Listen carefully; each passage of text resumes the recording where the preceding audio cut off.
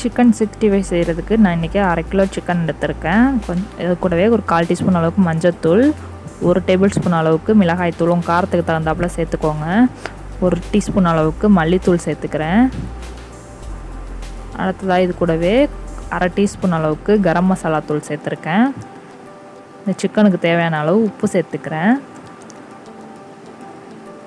அடுத்ததாக இஞ்சி பூண்டு பேஸ்ட் 1 டீஸ்பூன் அளவுக்கு சேர்த்துக்கலாம். சிக்கன் கிறிஸ்பினஸ் கொடுக்கறதுக்காக கார்ன்ஃப்ளவர் மாவு ஒரு 1/4 கப் அளவுக்கு சேர்த்துருக்கேன்.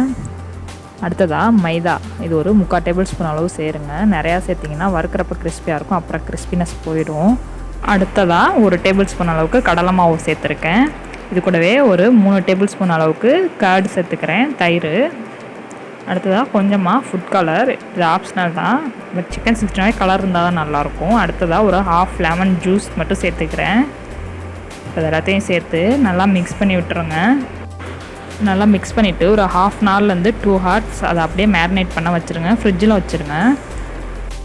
இப்போ 2 மணி நேரம் ஆயிடுச்சு. சிக்கன் எல்லாமே இந்த மசாலாலாம் நல்லா ஊறிடுச்சு. இதை இப்போ நம்ம ஃப்ரை பண்ண ஸ்டார்ட் பண்ணிடலாம். ஒரு கடாயில் ஆயில் ஹீட் பண்ணி வச்சுருக்கேன். இதில் நம்ம எடுத்து வச்சுருந்த சிக்கன் பீசஸ்லாம் ஒன்று ஒன்றா போட்டுடலாம்.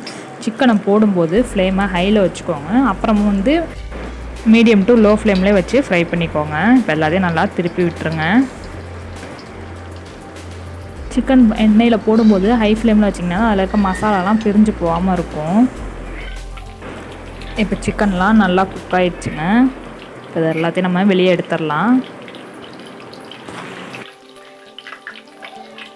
நம்ம சேர்த்த மசாலா எதுவுமே அந்த எண்ணெயில் பிரியவே இல்லை பாருங்கள். எல்லாமே நல்லா சிக்கன் மேலே போட்டாகி ரொம்பவே சூப்பராக வந்திருக்கு நம்மளோட சிக்கன் 65. கண்டிப்பாக நீங்களும் உங்கள் வீட்டில் ட்ரை பண்ணி பாருங்கள். ட்ரை பண்ணி பார்த்துட்டு எப்படி வந்துச்சுன்னு எனக்கு கமெண்ட்ஸில் சொல்லுங்கள். இந்த ரெசிபி உங்களுக்கு பிடிச்சிருந்துச்சுன்னா லைக் பண்ணிவிட்டு உங்கள் ஃப்ரெண்ட்ஸ் அண்ட் ஃபேமிலி கூட ஷேர் பண்ணிக்கோங்க. மறக்காமல் எங்களோட சேனலை சப்ஸ்கிரைப் பண்ணுங்கள். தேங்க்ஸ் ஃபார் வாட்சிங். தேங்க்யூ.